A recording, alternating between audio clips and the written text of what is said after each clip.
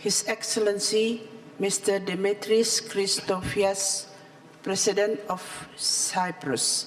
Your Excellency, Mr. Dimitris Christofias, you have the floor. Madam President, distinguished delegates, ladies and gentlemen, allow me first to express my appreciation to the government and the people of Denmark for hosting this important conference in the beautiful and environment-friendly city of Copenhagen, and to the Convention Secretariat for their excellent arrangements. We have been dealing with the issue of climate change for a long time, and rightly so.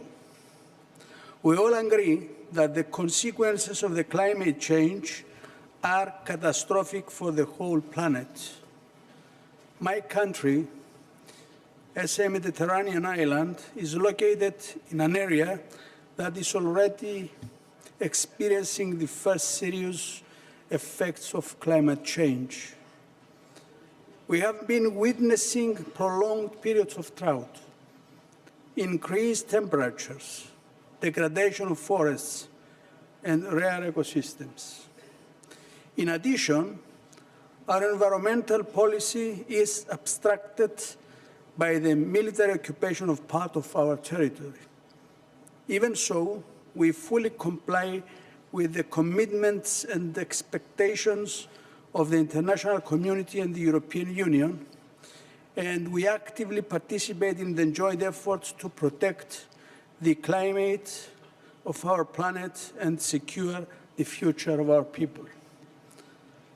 Our response in tackling climate change must be immediate, effective, and with the unreserved commitment and participation of all countries, be it developed, industrialized, or developing, both in the adoption on the one hand and in the mitigation through the reduction of greenhouse gas emissions on the other hand, as well as in setting up the necessary mechanisms for funding and the transfer of technology. Developed countries have overexploited natural resources all around the globe, and therefore have a duty to contribute significantly to the mitigation and the reversal of the destruction of the natural environment. They have the means and technology of containment, and they must be the driving force behind this global effort. They must also be ready to share technology and knowledge with emerging and developing countries that will have to face an overwhelming burden in order to achieve the required results. However, our contribution cannot and should not be unconditional. On the contrary,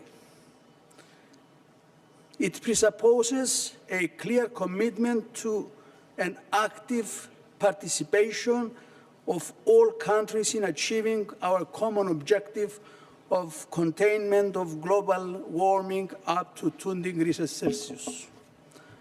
We are therefore committed in reaching a global, ambitious, and comprehensive agreement in Copenhagen that creates the best possible conditions for a long-term cooperative effort. The new arrangements must cover all valid building blocks, the principles of the Convention, and enable immediate action, while at the same time the essential elements of the Kyoto Protocol should be taken forward. Madam President, ladies and gentlemen, we all know that delayed action to tackle climate change is not an option. We have to take action now, and this action should be translated into a universal, legally binding agreement here in Copenhagen. Our targets on climate change are not contradictory to our efforts to tackle the current economic crisis.